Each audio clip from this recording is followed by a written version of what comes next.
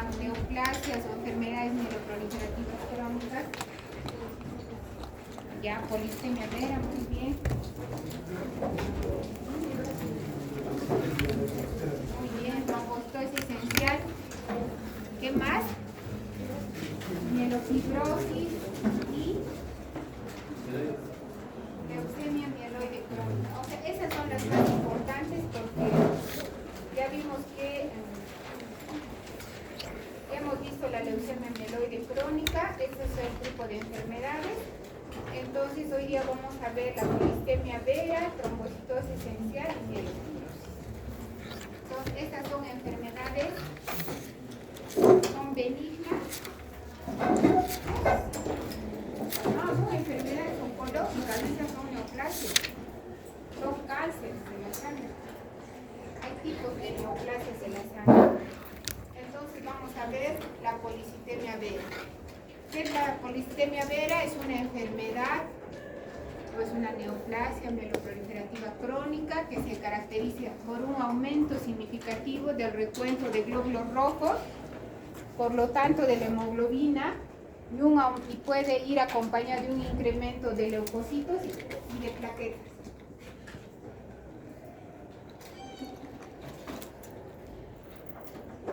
¿Qué más?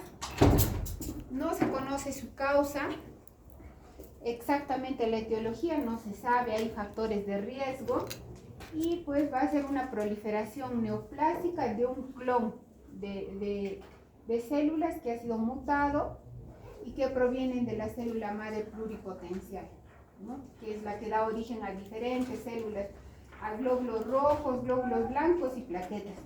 Por eso es que va a haber alteración en las tres series hematopoyéticas. ¿Y qué es característico? Encontrar la mutación del gen JAK2. En un 96% de los casos se detecta esta mutación, que es la mutación V617F, porque hay intercambio de aminoácidos, ¿no?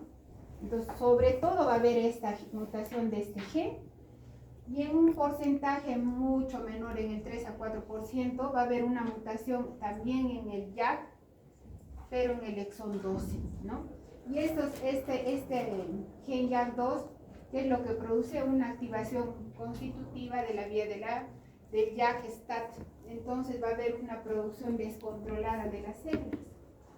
Por lo tanto, para hacer el diagnóstico tendrán que pedir este examen molecular que se llama mutación del gen JAK2. Ahora, se diagnostica en pacientes adultos mayores, ¿no? En torno a los 60 años. Es raro ver un joven de 30 años con polistemia vera, es muy raro. La incidencia es de 3 a 6 casos por 100.000 habitantes por año. Hay una predisposición genética y hay alguna relación con las radiaciones ionizantes y con tóxicos ambientales. Pero en realidad no se conoce la causa de esta enfermedad. No sabemos por qué se produce exactamente, pero hay factores de riesgo. Y un factor de riesgo es la edad, ¿no? Entonces acá vemos cómo actúa la proteína, la JAK2. En el lado izquierdo pueden ver que para activarse necesita de un ligando, que en este caso, como se muestra en la imagen, es la eritropoyetina o la trombopoyetina. Entonces, para activarse eso es lo normal, necesita de esos ligandos para que se active la vía del STAT, del RAS, etc. Pero ¿qué pasa cuando hay una neoplasia? En estas tres neoplasias vamos a encontrar la mutación, en la polistemia vera, en la trombocitosis esencial y en la mielofibrosis. No va a necesitar de este ligando, por lo tanto va a ser independiente y va a tener una actividad descontrolada, ¿no es cierto?, de la vía, que va a estar constantemente activada la vía del STAT, del RAS, del P3K. Entonces, eso es lo que origina estas enfermedades. Como en todas las enfermedades oncológicas hay criterios de diagnóstico que tienen que saber. Primero, a ver, para comenzar, ¿cuáles son los valores de hemoglobina normales para un varón y una mujer acá en Cusco? 13 a 17 más o menos en mujeres, y en varones de 15 a 19, ¿no? Aproximadamente. Entonces, bueno, estos criterios son criterios a nivel del mar, ¿no? No son en la altura. Entonces nosotros vamos a tener que modificar estos criterios mayores y los criterios menores para hacer diagnóstico. Los criterios mayores, según la Organización Mundial de la Salud, son valores de hemoglobina más de 16,5 en varones y más de 16 en mujeres. Lo ideal sería hacer una masa eritrocitaria y debería estar más de 25% del valor normal, pero esos exámenes no lo hacemos, son exámenes costosos y no son fáciles de hacer. Entonces, para aplicar ese criterio, nosotros tenemos que tomar en cuenta que vivimos en la altura. El otro criterio sería la mutación del gen JAK2, el B617F, que es un examen molecular que se pide, por PCR se hace, o el otro que es menos frecuente, la mutación del exón 12 del gen JAK. Pero eso no lo hacemos. Nosotros en el Hospital de Salud hacemos esta mutación, porque eso es lo más frecuente, ¿no? Y el tercer criterio mayor es hacer un aspirado biopsia de médula ósea y debe haber hiperplasia de todas las series. Es decir, hay un gran incremento de células a expensas de todas las series. Y el criterio menor es que la eritropoyetina sérica está disminuida. ¿Cómo se estaría si, bueno, vamos a ver ahora, si es una poliglobulia por altura, por ejemplo, tenemos que hacer diagnósticos diferenciales con poliglobulia por altura, con poliglobulia secundaria, que vamos a ver. Entonces, para hacer el diagnóstico, ¿qué se necesita? 3 criterios mayores, todos estos, o 2 criterios mayores y el criterio menor. Entonces, si tenemos un paciente con poliglobulia, con 20 de hemoglobina, ¿qué vamos a pensar?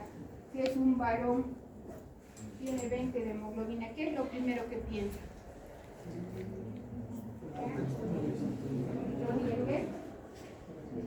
Por altura, es lo primero, acá tienen que pensar lo primero que es por altura, ¿no? El 10% de los varones acá en Cusco tienen poliglobulia por altura.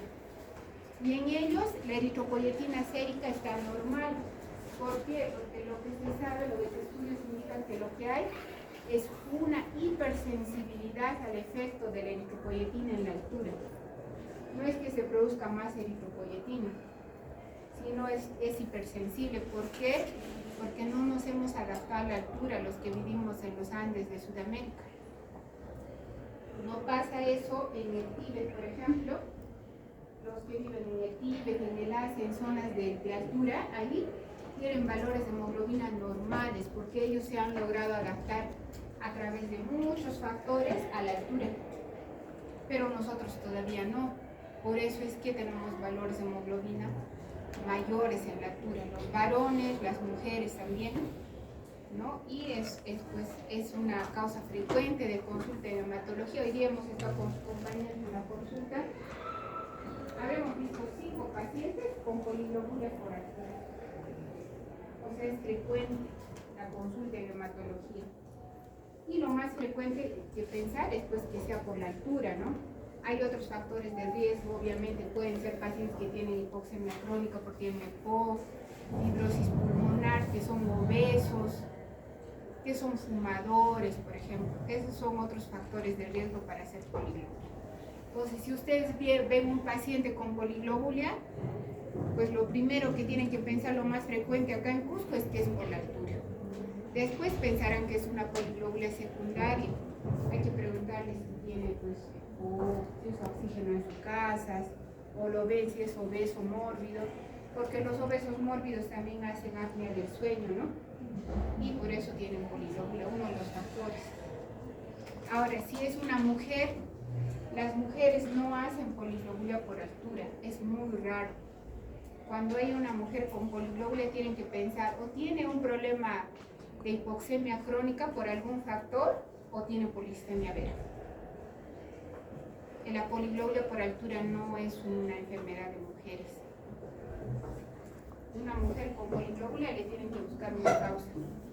No pueden asumir que es por altura. Ahora, ¿cómo es el cuadro clínico de una poliglobulia? ¿Qué se produce cuando hay poliglobulia? Cuando hay mucha masa eritrocitaria, ¿qué se produce? Se produce hiperviscosidad. Entonces, por eso es que esta sangre de los pacientes con poliglobulia por altura ¿Por qué creen que no pueden donar?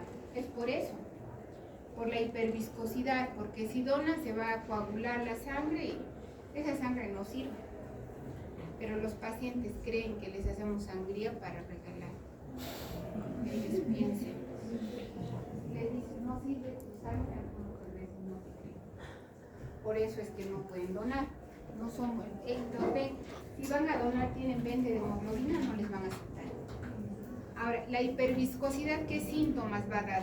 Cefalea, vértigo, acúfenos, alteraciones de la visión, eritromelalgia.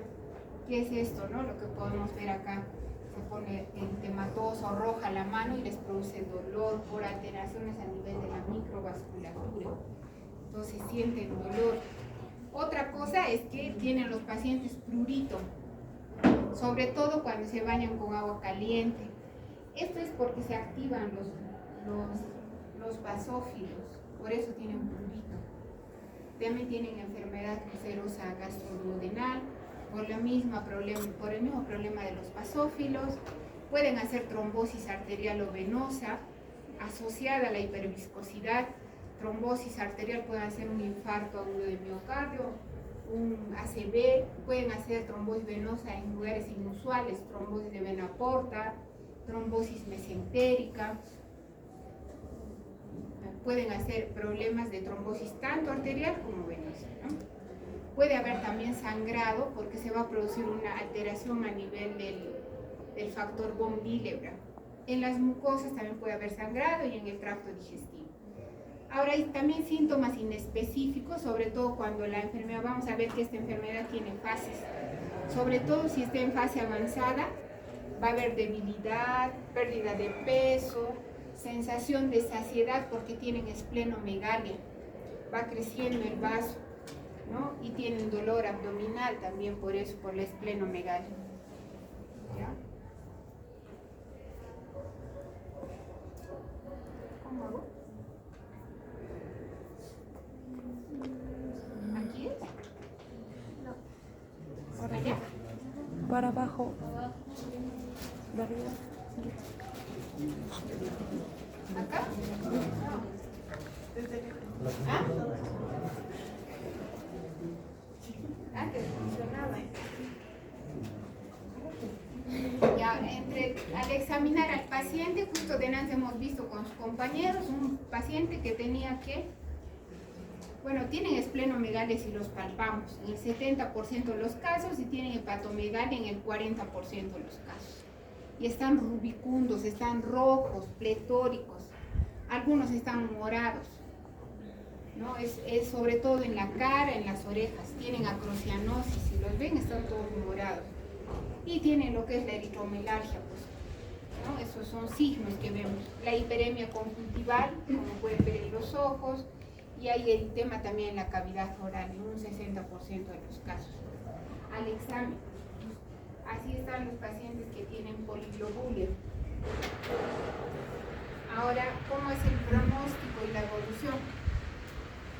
La mediana de supervivencia es de 15 años, es una enfermedad crónica, es una neoplasia que si les diagnosticamos, pues los pacientes van a vivir muchos años.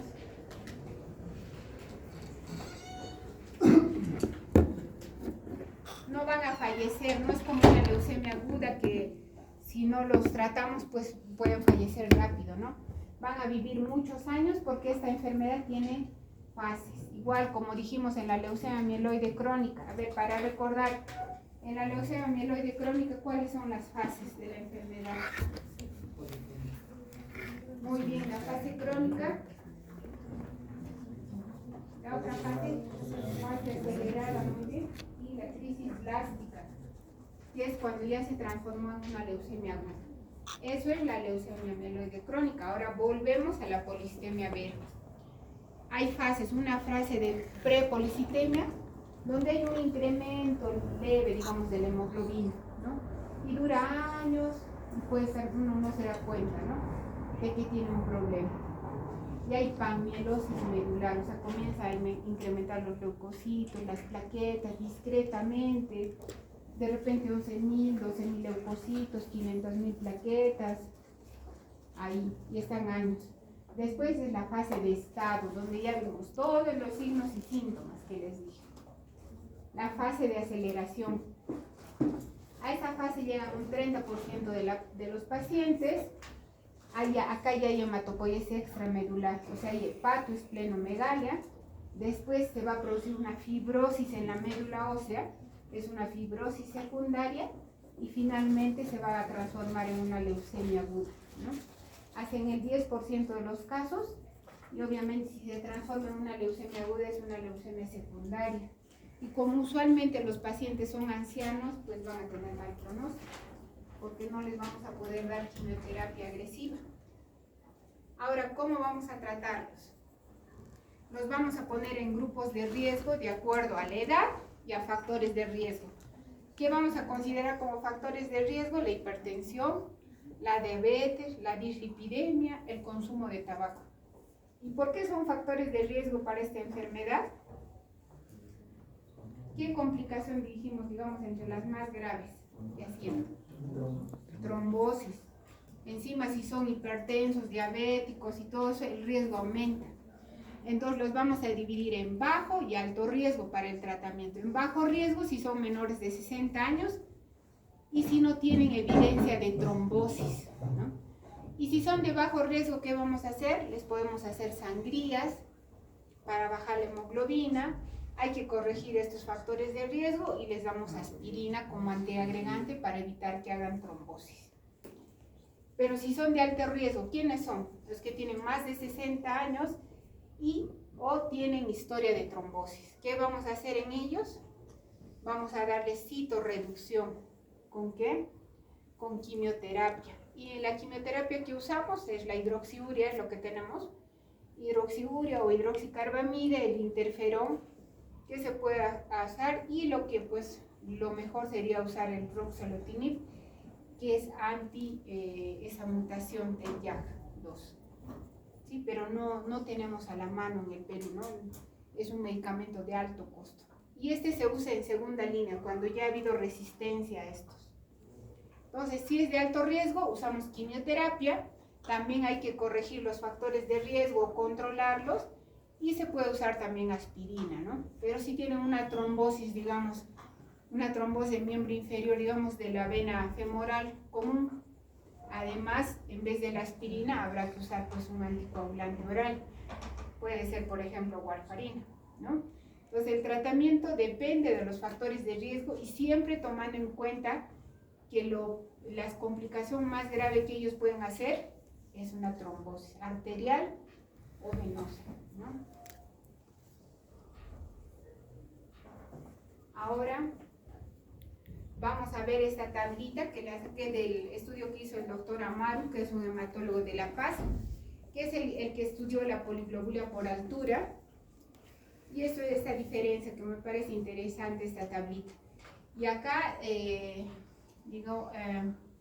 usó para ver las diferencias entre la eritrocitosis por altura, la eritrocitosis secundaria o poliglobulia secundaria y la polistemia vera. Por altura, ya saben que es por la altura, más de 2.500 metros sobre el nivel del mar, los pacientes tienen riesgo de hacer poliglobulia. La secundaria, que puede ser por EPOC, fibrosis, obesidad, porque son fumadores, puede ser eso, ¿no? O también hay tumores que son productores de eritropoyetina, tumores renales, por ejemplo. Los hepatocarcinomas también producen eritropoyetina. Son tumores que van a producir grandes cantidades de eritropoyetina. Entonces, por ejemplo, vamos a ver qué diferencia. Si hay EPOC, obesidad o tabaquismo, ¿qué vamos a pensar? Que es un EPOC de una poliglobulia secundaria.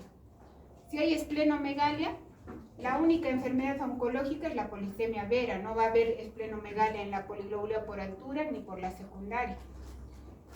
Leucocitosis, ¿en qué poliglobulia va a haber? Solo en la polistemia vera, porque es una enfermedad oncológica en la cual van a proliferar leucocitos, glóbulos rojos y las plaquetas. ¿Cómo está la eritropoyetina sérica? Es un examen que nos ayuda a diferenciar muy bien estas poliglobulias. En la por altura está normal, en la secundaria está elevada y en la polistemia vera está disminuida. Es más, es un criterio menor para diagnosticar polistemia vera. La mutación del gen JAK2 solo lo vamos a encontrar en la policitemia vera. Entonces es un cuadrito que nos puede ayudar a distinguir estos tres tipos de poliglobula. ¿Alguna pregunta hasta acá, chicos?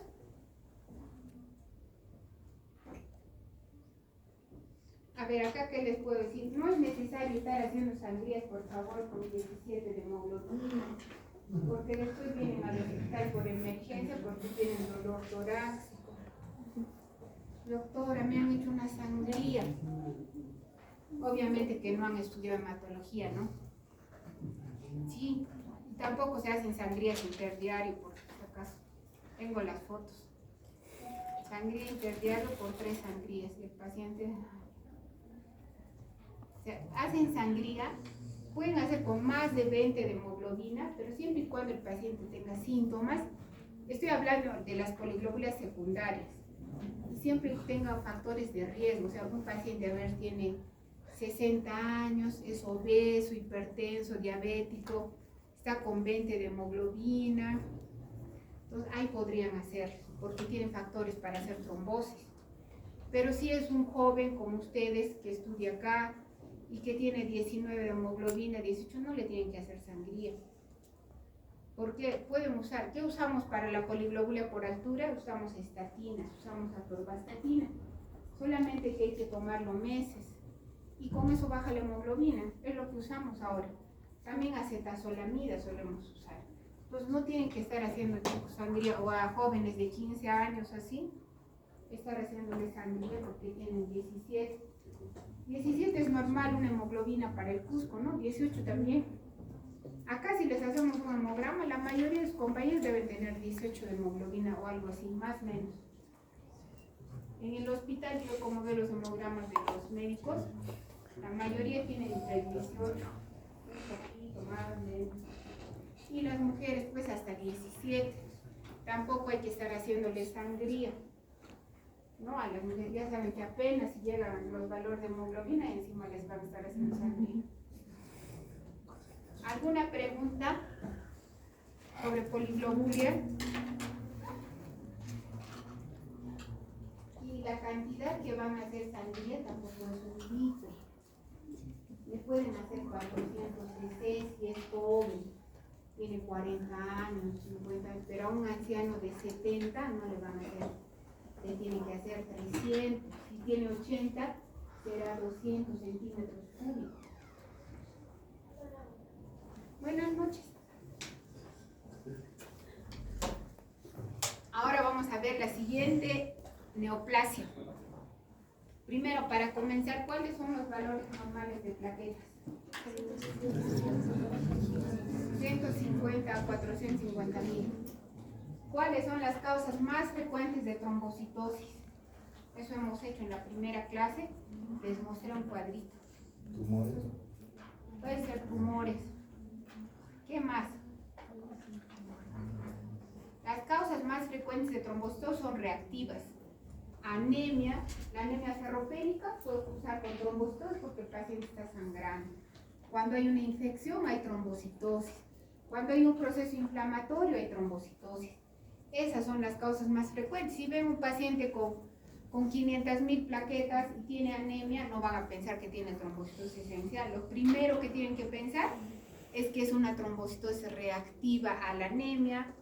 O si un paciente con sepsis tiene trombocitosis, pensarán que es por la sepsis, o porque tiene artritis reumatoidea y tiene 500.000 plaquetas, 600.000, tienen que pensar que es reactiva. Esto es lo último en que piensen, en que van a pensar, es en una trombocitosis esencial, porque no es lo más frecuente. Primero tienen que descartar causas secundarias. Si tiene anemia, hay que corregirle la anemia. Si ya le corregí la anemia y sigue con trombocitosis, ahí recién me llama la atención. Entonces, ¿qué es la trombocitosis esencial? Es una enfermedad mieloproliferativa, pero que es negativa al cromosoma Filadelfia. ¿Qué enfermedad mieloproliferativa tiene cromosoma Filadelfia? La leucemia mieloide crónica. Es la única. De las 3 que estamos desarrollando y que vamos a hacer la mielofibrosis, todas son cromosoma Filadelfia negativas. Son YAG, mutación de YAG2 positivas, reactivas. Esta es otra, ¿no? Acá aquí hay un incremento de los megacariocitos en la médula y un aumento en el recuento de plaquetas. Aquí están los megacariocitos, acá hay muchos megacariocitos. Eso es lo que vamos a ver en la médula, hay muchos megacariocitos. Acá también la complicación más frecuente y a la vez más importante es la trombosis arterial y venosa, igual que en la polistemia vera. Esta es la incidencia anual, 0,5 a 2,5 casos por 100.000 habitantes, aunque a muchos autores dicen que esta es la enfermedad mieloproliferativa crónica más frecuente. Se diagnostica en torno a los 60 años, igual que la polistemia vera, y recuerden, 2/3 de los casos son mujeres. Es frecuente en mujeres. El 15% de los casos se va a diagnosticar en menores de 40 años. Entonces, ¿cómo vamos a diagnosticar? ¿Cómo vamos a pensar en una trombocitosis esencial? Porque los pacientes pues, no tienen síntomas específicos. La mitad van a ser asintomáticos, ¿no? No tienen síntomas. Entonces, ¿por qué los encontramos? ¿Por qué hacen interconsulta de hematología por esta enfermedad? Porque han venido con trombosis arterial o venosa. Porque han hecho, los neurólogos nos pasan a esos pacientes porque han hecho un infarto cerebral, porque tienen una trombosis de vena porta, una trombosis mesentérica, o una trombosis de miembros inferiores, porque tienen acrocianosis, ¿no? Y por eso nos pasan a hematología al paciente. O ha hecho un infarto agudo de miocardio. Los mandan, hay pacientes así que han hecho infartos y los mandan al INCOR, ¿no?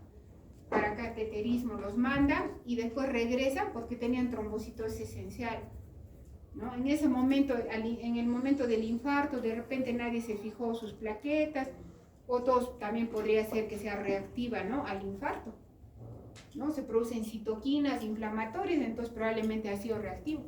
Pero muchos de los pacientes que tienen infartos agudos de miocardio los hemos visto con este diagnóstico. Ahora, en esta enfermedad va a pasar dos cosas. Primero, van a sangrar cuando las plaquetas llegan hasta van a trombosarse cuando llega hasta 1 millón, 1,5 millones, hacen trombosis. Después sobrepasan estos valores y vienen sangrando. Vienen sangrando con 5 millones de plaquetas, 6 millones de plaquetas, aunque no lo crean.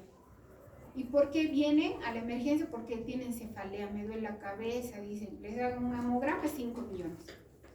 ¿Por qué sangran? Porque se produce una pseudoenfermedad de von Willebrand. No hay factor de von Willebrand suficiente para que las plaquetas se adhieran al endotelio, tantas plaquetas que hay. Por eso sangran estos pacientes. Entonces, también es error. Cuando tienen hasta 1 millón de plaquetas, les pueden dar aspirina para protegerlos de una trombosis. Pero si ya tienen 2, 3 millones, no les den aspirina, porque van a sangrar peor. Igual van a hacer una hemorragia intracerebral. Y va a haber esplenomegalia, porque es una neoplasia, se produce hematopoiesis extramedular en 1/3 de los casos. Entonces van a ser también, igual que en la polistemia vera, hay esplenomegalia. En la polistemia vera había también hepatomegalia, ¿no? Entonces, ¿cuál es el diagnóstico? Me acaban de decir ustedes, 450.000 plaquetas, más de eso, puede estar un poquito incrementado los leucocitos y la hemoglobina. En el frotis de sangre periférica, aquí están, hay plaquetas anormales, hay macroplaquetas, hay degranuladas, hay fragmentadas, acá hay un montón de plaquetas, ¿no? Y acá hay unas grandes, estas son plaquetas, ¿no? Y si le hacemos pruebas de función plaquetaria van a estar alteradas porque, como les digo, hay una pseudoenfermedad de von Willebrand. Si hacemos un aspirado de médula ósea vamos a encontrar muchos megacariocitos. Y acá también es importante hacer estudio molecular por PCR, porque acá el 50-60% de los casos tienen la mutación del YAG2, el 15-25% tienen la mutación de la calreticulina, y el 3-5% tienen mutaciones del gen de la trombopoyetina. No va a ser como en la polistemia vera que dijimos 95% de casos tienen esta mutación. Acá hay otras mutaciones también que se producen y que van a ser las que originan esta enfermedad. Entonces también acá como el otro hay criterios de diagnóstico, criterios mayores y menores. Primero, el primer criterio mayor es que la trombocitosis sea persistente. Si hoy día encuentran un paciente con 1 millón de plaquetas y tiene un hemograma de febrero que está normal, no van a pensar en trombocitosis. Tiene que ser una trombocitosis persistente, 3 meses, 4, 5, 6, van viendo y sus plaquetas están altas, ¿no? Entonces uno tiene que pensar, tiene que ser sostenida, no con un hemograma que le sale 700.000, van a hacer, eso son interconsultas frecuentes en el hospital. Paciente con anemia ferropénica, interconsulta porque tiene 800.000 plaquetas. No, pues, ¿no? Eso será reactivo a la anemia. Hay que hacer una biopsia o aspirado de médula ósea donde habrá una gran proliferación de megacariocitos, ¿no? También tiene que haber ausencia de criterios para polistemia vera, para leucemia mieloide crónica, para mielodisplasia o síndromes mielodisplásicos. Tenemos que haber descartado esas enfermedades. Y tenemos que demostrar estas mutaciones de estos genes, de mutación del gen JAK2, de la calreticulina y la trombopoyetina. Y el criterio menor es que no hay presencia de un marcador clonal o ausencia de evidencia de trombocitosis reactiva. O sea, no encuentro nada que me explique que el paciente tiene 900.000 plaquetas. No tiene anemia, no tiene un proceso infeccioso, no tiene un proceso inflamatorio, no tiene una neoplasia, porque puede ser que tenga, por ejemplo, un cáncer de estómago y puede ser que de manera reactiva suban sus plaquetas. Pero en este criterio no debe haber nada que me explique por qué tiene las plaquetas altas. Entonces, para el diagnóstico necesitan 3 criterios mayores o de los 3 primeros mayores y todos los criterios mayores, o si no se cumple estos 3 más para hacer el diagnóstico, porque hay veces no podemos demostrar estas mutaciones. Entonces, en ese caso, tenemos que justificar con la ausencia de trombocitosis reactiva. Y acá, igual que en la polistemia vera, ¿cómo va a ser el tratamiento en función a si han hecho trombosis o no? Entonces, le vamos a dividir. Sobre todo, lo que queremos acá evitar es que los pacientes hagan trombosis. Entonces, los dividimos. Profilaxis primaria de trombosis o profilaxis secundaria de trombosis. En la primaria vamos a dividir en bajo y alto riesgo. ¿Quiénes van a ser de bajo riesgo? Los que no tienen, o sea, tienen trombocitosis esencial, pero no tienen la mutación del gen JAK y tampoco tienen factores de riesgo que ya les mencioné en polistemia vera. Entonces, si pasa esto, solo hay que observarlos. Hay que citarlos y ver cómo van sus plaquetas, que no suban mucho. Ahora, también están en bajo riesgo los que tienen la mutación del gen JAK, pero no tienen factores de riesgo. Entonces, por ejemplo, es una mujer de 40 años que tiene trombocitosis esencial, tiene la mutación del gen JAK, pero no es hipertensa, diabética, no tiene dislipidemia, no fuma. Entonces, ¿qué voy a hacer? Solamente le voy a dar aspirina por el riesgo de que haga trombosis. Ahora, los otros que tienen la mutación, tienen factores de riesgo, pues a ellos hay que darles quimioterapia. Lo que usamos es hidroxiurea y aspirina. Otra cosa es los pacientes que ya se han trombosado. O sea, si ya han hecho una trombosis arterial o una venosa, por ejemplo, un infarto agudo del miocardio o una trombosis de vena porta, en ellos ya no vamos a observarlos, darle aspirina, ahí se inicia quimioterapia de frente.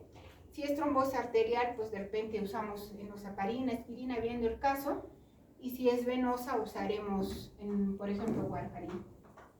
¿No? Entonces ya cuando se han trombosado ya hay que iniciar quimioterapia, porque el riesgo que puedan hacer otra trombosis es alto. ¿Alguna pregunta hasta acá, chicos, de trombocitosis esencial? Acá se están dando cuenta que son enfermedades proliferativas, o sea, acá está alta la hemoglobina, en estas enfermedades, alta la hemoglobina, alta las plaquetas, son enfermedades, por eso se llaman neoplasias mieloproliferativas crónicas. Y ahora, ¿cómo es la sobrevida de los pacientes con trombocitosis esencial? Si son de bajo riesgo, los pacientes suelen vivir lo que la población de su edad, digamos, de su grupo etario va a vivir, ¿no? El problema es cuando son de alto riesgo y ya han hecho trombosis.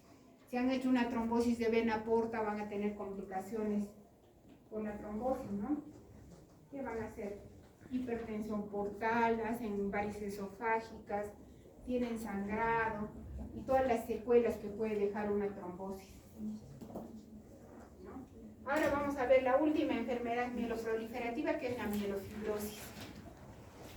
Mielofibrosis, como su nombre indica, ¿no? Se entiende que la médula se va a fibrosar. Así como la piel se puede fibrosar, la médula ósea también. Entonces, esta también es una enfermedad mieloproliferativa crónica, pero que es cromosoma Filadelfia negativa. Entonces, ¿qué pasa acá? Los megacariocitos, el problema es los megacariocitos, ¿no? Neoplásicos producen citoquinas que estimulan la proliferación no clonal de fibroblastos y la angiogénesis. Y eso va a explicar por qué se va a fibrosar la médula, ¿no? Esta fibrosis va a producir una eritropoiesis ineficaz, o sea, en la médula ósea se van a destruir las células, por lo tanto va a haber anemia.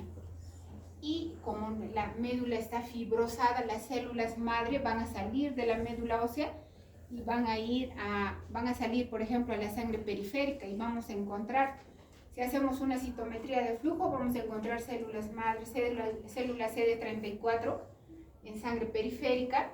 También van a estas células madre migrar al hígado y al vaso, por eso encontramos hematopoiesis extramedular.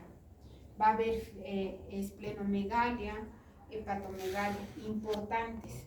El vaso es bastante grande. Y como hay fibrosis medular, la hematopoiesis no es normal, pues va a haber pancitopenia. En esta enfermedad hay pancitopenia, en las otras no había. En esta enfermedad sí. Entonces, acá para explicar un poco cómo es el problema de la célula madre pluripotencial, va a producirse una alteración clonal. Acá también se va a encontrar la mutación del gen YAC2. Entonces, ¿qué va a haber? Va a haber el problema acá son los megacariocitos neoplásicos. Entonces, se va a producir eritropoiesis ineficaz, o sea, lo que se llama aborto intramedular. Hay una liberación de diferentes factores de crecimiento del endotelio, etc. Y eso va a producir angiogénesis, y la producción de otros factores va a producir la estimulación de los osteoblastos y se va a producir osteoesclerosis, ¿no? La estimulación de los fibroblastos que va a producir proliferación celular, secreción de colágeno, y unido a la angiogénesis van a producir lo que se llama mielofibrosis, ¿no? Entonces, estas células madre que salen a la circulación lo que ya les había explicado, van a ir al vaso y al hígado y a la sangre periférica, ¿no? Y eso va a ser lo que nos va a explicar la mielofibrosis. Entonces, como hay fibrosis, el aspirado de médula ósea va a ser, no podemos sacar sangre, le llamamos aspirado de médula ósea seco. No sale muestra y tenemos que hacer biopsia. Entonces, ¿qué síntomas va a haber? Síntomas generales: astenia, pérdida de peso, puede haber fiebre, disnea, taquicardia, hay sudoración nocturna, puede haber prurito y dolor osteoarticular, porque recuerden que está habiendo fibrosis en la médula ósea. Ahora también hay síntomas y signos relacionados a la mielofibrosis y a la hematopoiesis extramedular. ¿Qué va a haber? Pues si hay hepatoesplenomegalia, en más del 90% hay esplenomegalia.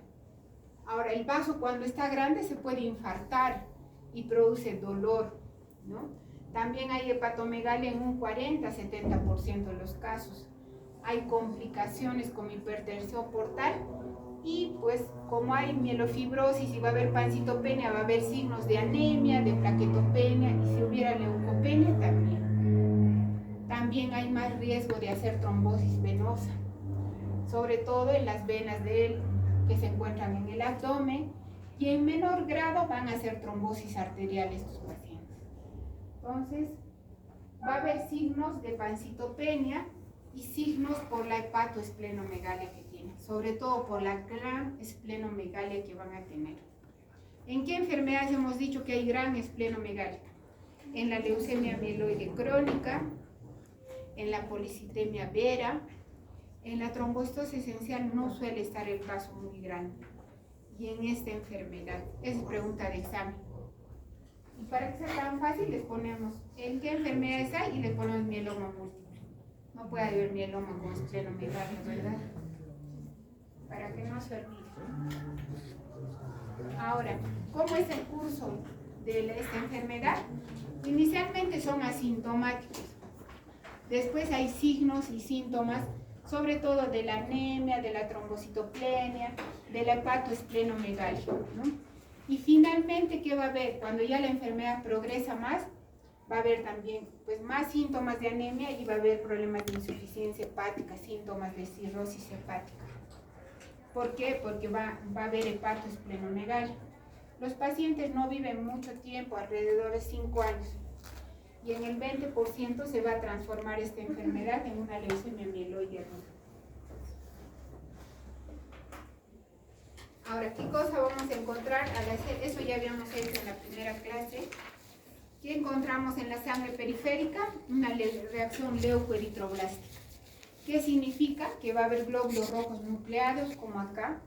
Esto es un eritroblasto, normoblasto. Eso no es normal ver, es porque están saliendo las células a la sangre periférica, porque se está fibrosando la médula ósea. También va a haber promielocitos, metamielocitos, promielocitos pueden haber en la sangre periférica, y algo que sí se suele encontrar van a ser los dacreocitos, las células en forma de lágrima. Eso es lo que encontramos en esta enfermedad. Y ahora vamos a encontrar estas células CD34 si hacemos citometría de flujo en la sangre periférica, lo que no es normal encontrar.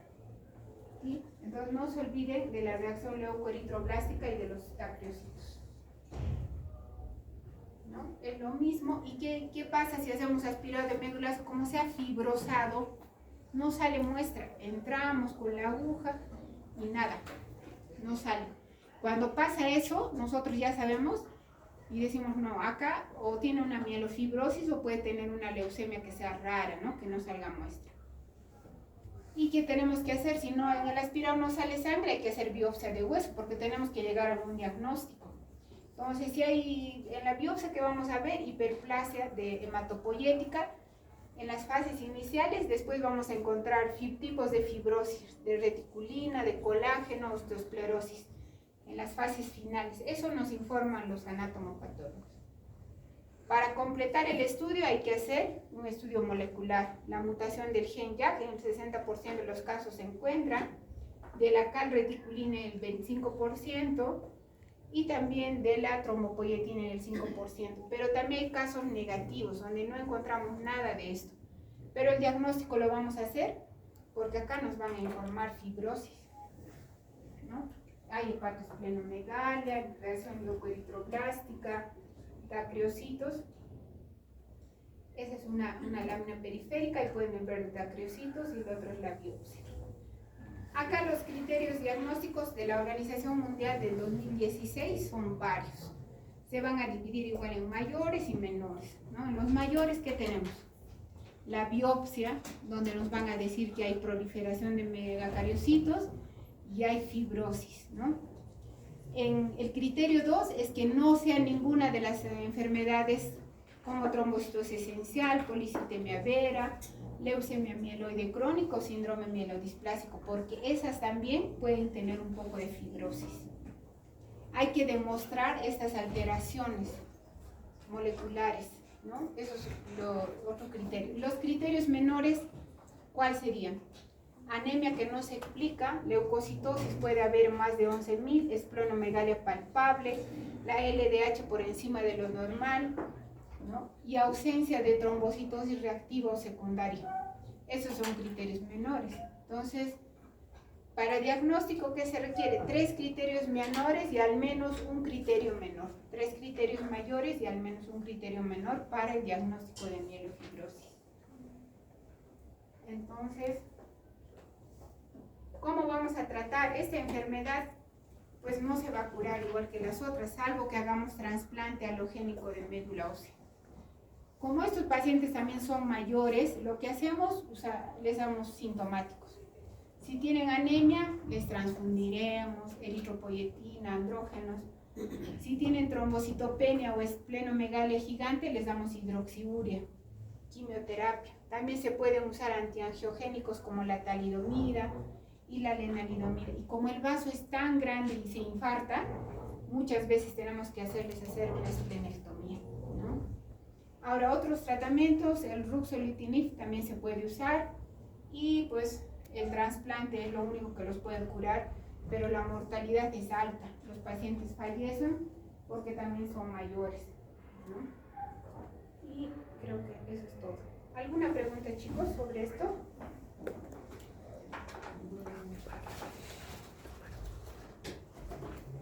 ¿Nada? Ahora nos tocaría ver el tema de síndromes mielodisplásicos. ¿Y dónde están los expositores? Mi grupo, el grupo número 2, tocaremos un tema muy importante que vendría a ser los síndromes mielodisplásicos, que vendría a ser unos desórdenes clonales que van a afectar lo que vendría a ser la hematopoiesis y va a dar la producción de ciertas enfermedades.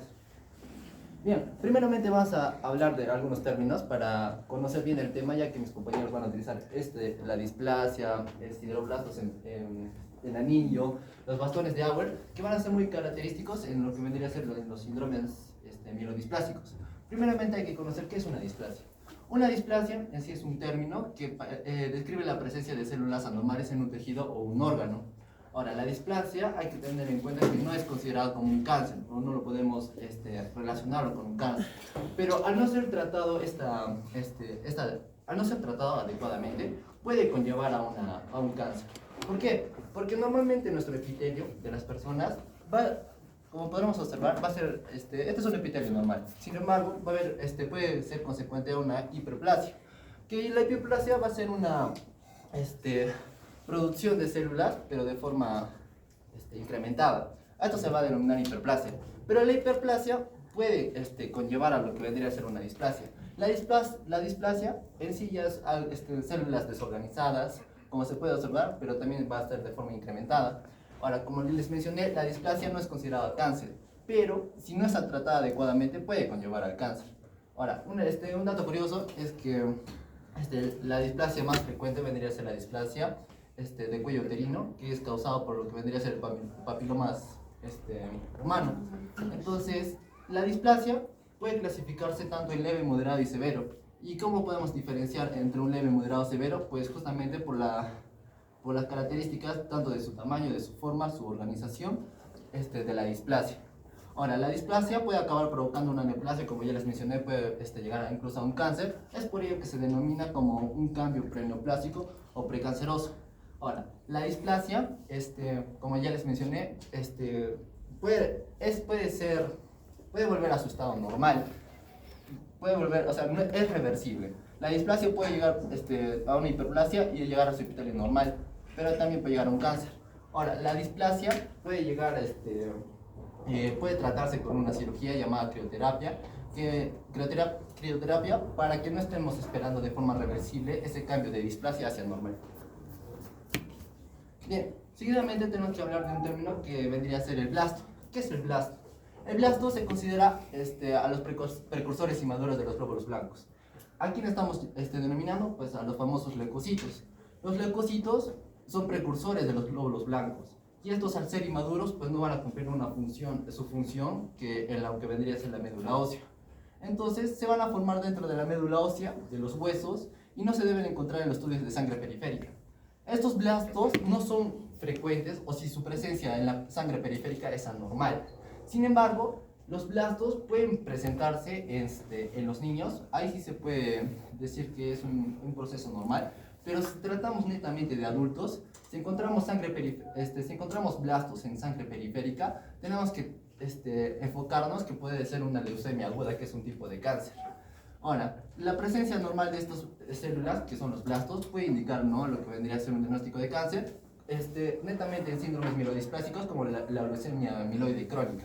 No, perdón, leucemia amiloide aguda.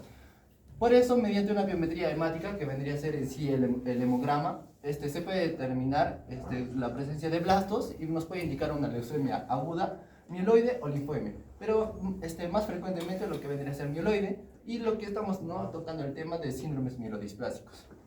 Ahora, para más adentrarnos ya a lo que les voy a explicar, la leucemia aguda, sobre todo mieloide, en sí lo característico es que va a haber una presencia de bastones de Auer, que les voy a explicar, y normalmente los blastos van a tener estas características cuando vamos a hacer una observación microscópica. Vamos a tener una célula de gran parte, como podemos observar es un núcleo irregular con cromatina fija y homogénea, hay un nucleolo evidente y un citoplasma escaso. Bien, como les mencioné, la leucemia mieloide aguda, lo característico es que va a tener presencia de bastones de Auer. Estos bastones de Auer solo se encuentran en las leucemias mieloides agudas, tanto mieloblásticas como monoblásticas. Ahora, los bastones de Auer, ¿qué cosa en sí son? ¿Cómo podemos definirlo? Pues podemos definirlo como inclusiones de citoplasmáticas azurófilas en forma de bastoncillo. ¿Por qué decimos azurófilas? Pues justamente porque se puede detectar estos bastones de Auer mediante la tinción de mieloperoxidasa y el negro Sudán B. Ahora, estas inclusiones citoplasmáticas en sí, ¿por qué se da? Pues porque van a formar por la fusión de gránulos primarios patológicos. Y estos gránulos primarios patológicos van a tener algo característico que va a ser una actividad de fosfatasa. Ahora, la presencia de bastones de Auer en blastos de Stiper mieloide, como les mencioné, esto va a ser característico en leucemias mieloides agudas, se traduce con un pronóstico favorable del paciente. Hay que tener una diferenciación entre leucemia mieloide aguda, porque también va a verlo con lo que va a ser Stiper linfoide. Su presencia también va a estar, de los bastones de Auer, también van a estar, solo que su traducción, el pronóstico va a ser diferente, puesto que aquí va a ser desfavorable. Entonces, si hablamos de Stiper mieloide y encontramos bastones de Auer, va a ser favorable el pronóstico. Pero si es de Stiper linfoide y vamos a encontrar estos bastones de Auer, pues va a ser desfavorable el pronóstico. Y no, como dato curioso, el que lo descubrió es John Auer en 1906. Bien, vamos a hablar de lo que vendría a ser sideroblastos en anillos. Como podremos observar acá, es una lámina periférica que podemos observar múltiples sideroblastos en anillo. ¿Y por qué justamente es sideroblastos en anillo? Pues justamente porque presentan un anillo, como pueden observar en los glóbulos rojos inmaduros. Entonces, los sideroblastos en anillo en sí son cuerpos que van a usar el hierro en glóbulos rojos inmaduros. Y cuando no se usa el hierro, pues van a formar lo que vendría a ser un anillo y estos se van a almacenar en lo que vendría a ser en la médula ósea. Ahora, pero al no ser utilizado este hierro, como es lo habitual en la normalidad, algunos van a almacenarse en los glóbulos rojos y van a comenzar a formar ese anillo. Entonces, podemos decir que son glóbulos inmaduros que tienen hierro extra dentro del cuerpo de la célula misma. Ese hierro adicional va a crear un anillo apretado alrededor del núcleo de la célula, como ya les mencioné, y la podemos encontrar en estos sideroblastos en anillos, primeramente en nuestro tema que estamos hablando, en síndromes mielodisplásicos. Pero también lo podemos encontrar en deficiencia de cobre, en enfermedades hereditarias, en anemia sideroblástica, que es otro grupo que va a tener mucha presencia de sideroblastos en anillo, y algunos fármacos que pueden ocasionar la presencia de sideroblastos en anillo. ¿Y cómo es que podemos identificar estos sideroblastos en anillo? Pues mediante la tinción de azul de Prusia, con una clasificación de Pearls, y la biopsia de médula ósea, y se observa un anillo perinuclear de gránulos azules. Como podemos observar en la lámina periférica, lo característico es su color azul, por decirlo, y este círculo medio fucsia morado, en sí es el glóbulo rojo inmaduro, pero lo que le rodea en sí es el hierro que no se usó, y eso va a ser la formación, lo característico que le va a dar la forma de anillo, ¿no es cierto? A ver, un rato, chicos, antes de que sigan, a ver, ¿alguna pregunta, chicos? Los términos que ha mencionado su compañero son para que puedan entender la clasificación de las neoplasias mielodisplásicas.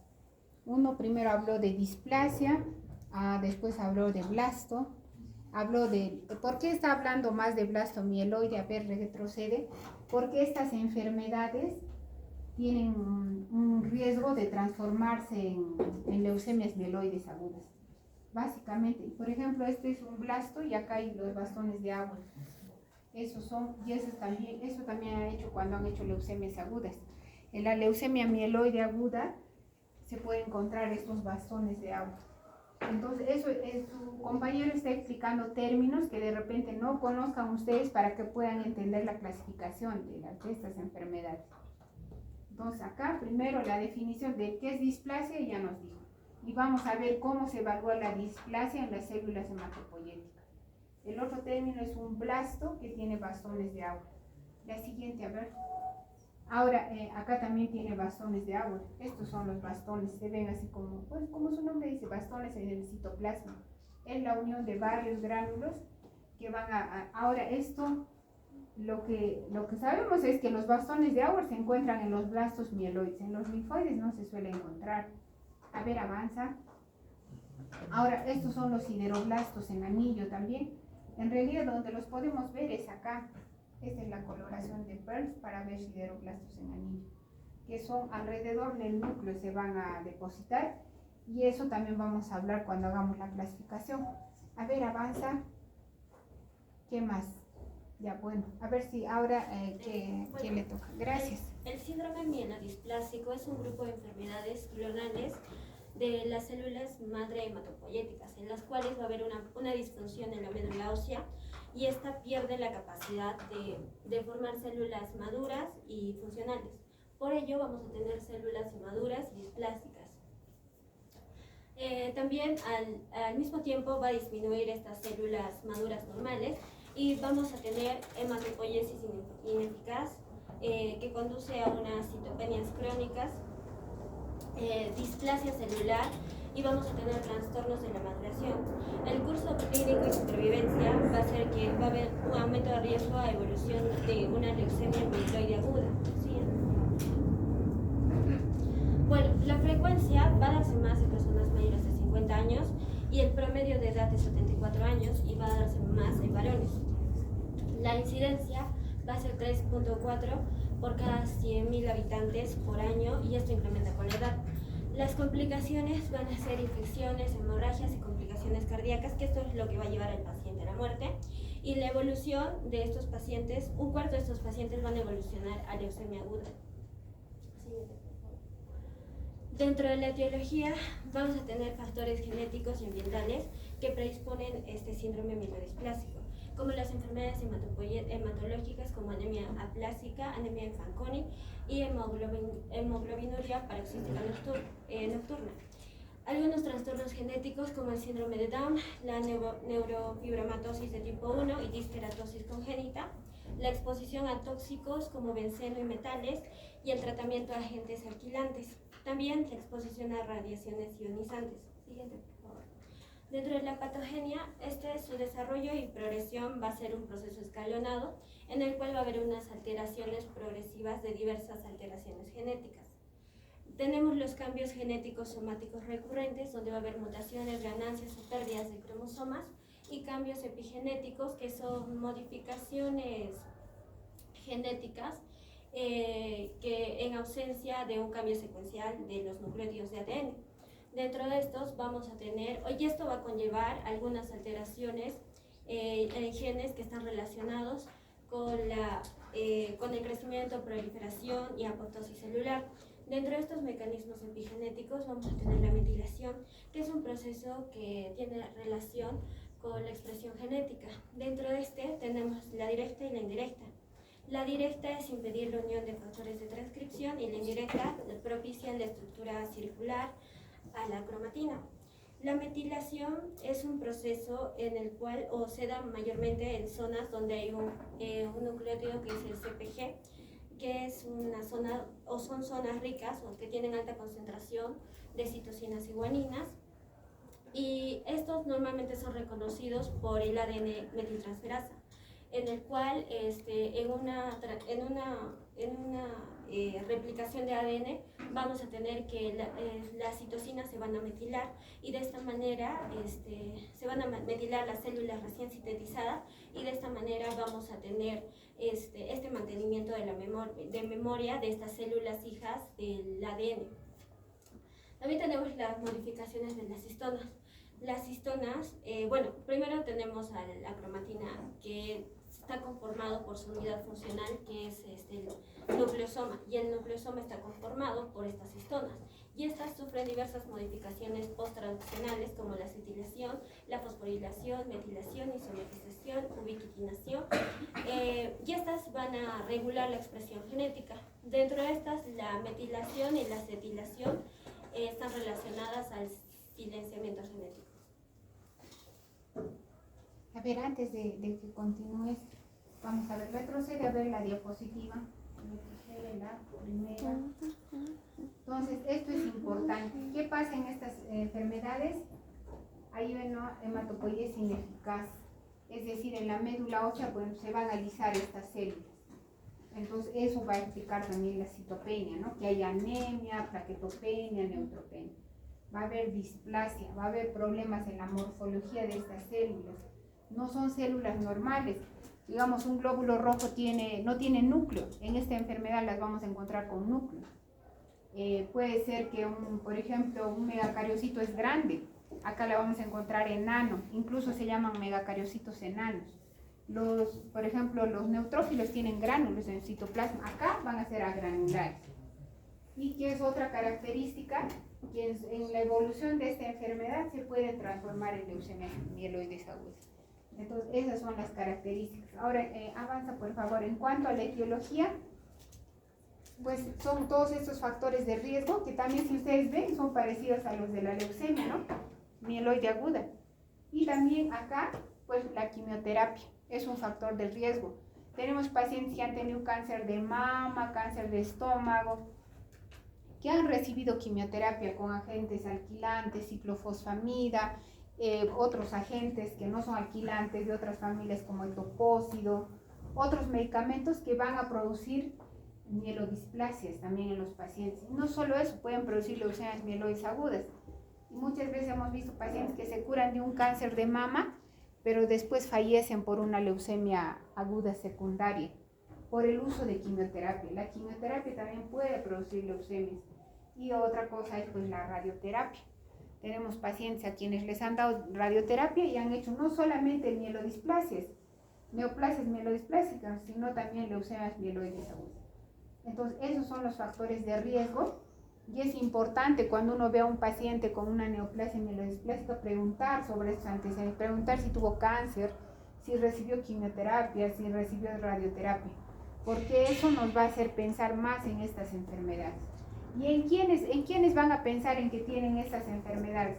¿Cómo sé? Porque una leucemia ya saben cómo se presenta, pero ¿cómo se presenta? Estas son los pacientes que tienen anemia y les dan hierro, vitamina B12, ácido fólico, piridoxina y no mejoran. Son citopenias refractarias. Tienen neutropenia y ya les hemos dado todo, les hemos estudiado todas las causas habidas y por haber y nada. O plaquetopenias inexplicables. En esos pacientes se piensa en estas enfermedades, en las neoplasias mielodisplásicas. A ver, avanza. ¿Qué más?